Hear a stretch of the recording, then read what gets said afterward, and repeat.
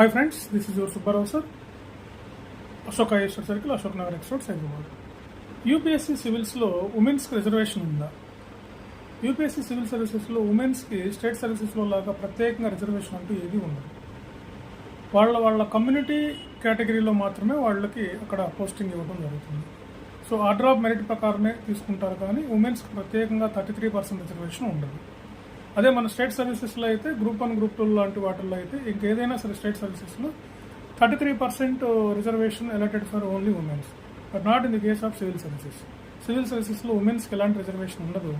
వాళ్ళ కమ్యూనిటీలో for example ఒక ఎస్సీ, ఎస్టీ, బీసీ అనుకోండి, ఈడబ్ల్యూఎస్ అనుకోండి, ఆ కేటగిరీలో వాళ్ళకి పోస్టింగ్ రావడానికి అవకాశం ఉంటుంది.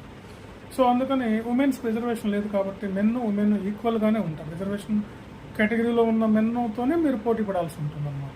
సో అందుకని ఒక ప్లాన్గా చదివితే ఇది పెద్ద కష్టమేం కాదు, సక్సెస్ అవ్వడానికి ఎక్కువ అవకాశం ఉంటుంది.